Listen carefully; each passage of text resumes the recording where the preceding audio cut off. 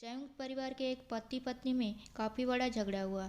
यह झगड़ा इतनी छोटी मोटी झगड़े से ज़्यादा गंभीर था, जो हर पति पत्नी में सामान्यतः होता है, क्योंकि इस झगड़े में एक दूसरे की आलोचना करते करते बात इतनी बिगड़ गई थी कि पति पत्नी एक दूसरे से अब तलाक मांगने तक बात करने लगे थे।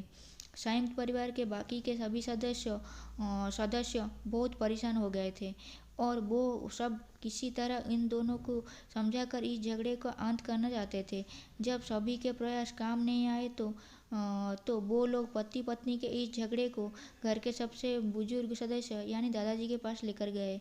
जब दोनों पति पत्नी दादाजी के कमरे में प्रवेश किया तो दादाजी ने उन दोनों को बैठने के लिए कहा और फिर पूछा कि बताओ, तुम्हारी समस्या क्या है। दोनों पति पत्नी एक साथ बोल पड़े और एक दूसरे पर आलोचनाओं की झड़ी लगा दी।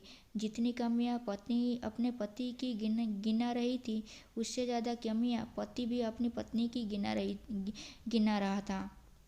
और कई मिनटों तक यह सिलसिला चलता रहा। दादाजी ने भी इन दोनों को नहीं रोका और उनको अपना अपना गुस्सा एक दूसरे पर उतारने दिया।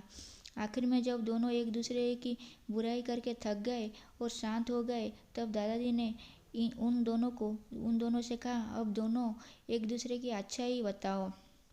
जब अच्छाई बताने का समय आया तो तब दोनों ही पति पत्नी एकदम से चुप हो गए। शायद गुस्से में उन्हें कुछ याद नहीं आ रहा था, या फिर गुस्से की वजह से ही वो एक दूसरे की अच्छाई बताना नहीं चाहते थे। दादाजी ने यह बात भी महसूस कर ली। थोड़ी देर तक जब कोई भी नहीं बोला, तब दादाजी ने कहा, अच्छा ठीक है, ये लो पेपर और पेन, एक दूसरे की अच्छाई इसमें लिखो। पति और पत्नी दोनों ने ही पेपर और पेन लिया और एक दूसरे से काफ़ी दूर जाकर बैठ गए। थोड़ी देर तक ना पति ने कुछ लिखा ना पत्नी ने कुछ लिखा। फिर पति ने पेपर में कुछ लिखना शुरू किया तो उसे देखकर पत्नी ने भी अपने पेपर में लिखना शुरू कर दिया।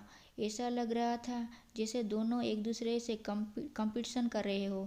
काफ़ी समय तक दोनों ने पेपर में लिखा और जब पेपर लिखावट से भर गया, तब दोनों ही अपना अपना पेपर लेकर दादाजी के पास उन्हें देने के लिए आए। दादाजी ने उन दोनों के ही पेपर लेने से मना कर दिया और कहा कि अपने अपने पेपर एक दूसरे को दे दो और अब एक दूसरे के पेपर पढ़ो। पति ने पत्नी को और पत्नी ने पति को अपना पेपर दे दिया। वे एक दूसरे के पेपर पढ़ने लगे। थोड़ी देर बाद पति और पत्नी दोनों के ही आंखों में आंसू थे। पेपर में अपने बारे में लिखी अच्छाई पढ़कर पत्नी तो फूट फूट कर रोने लगी। पत्नी को रोता देखकर पति उसे चुप कराने के लिए दौड़ पड़ा और माफ़ी मांगते हुए उसे मनाने लगा। पति ने भी पति को माफ़ी मांगी और माहौल ऐसा हो गया जैसे कभी कोई झगड़ा ही हुआ ही नहीं था। दोस्तों, कमियां और खूबियां जगत के हर इंसान में होती है। अब हमारे ऊपर होता है कि हम कमियों को देखकर अपने जीवन को नर्क बना लें या खूबियों को देखकर अपने जीवन को स्वर्ग बना दें। यदि आपको ये कहानी अच्छी लगे, प्लीज़ कहानी को लाइक कीजिए, चैनल को सब्सक्राइब कीजिए। Thank you.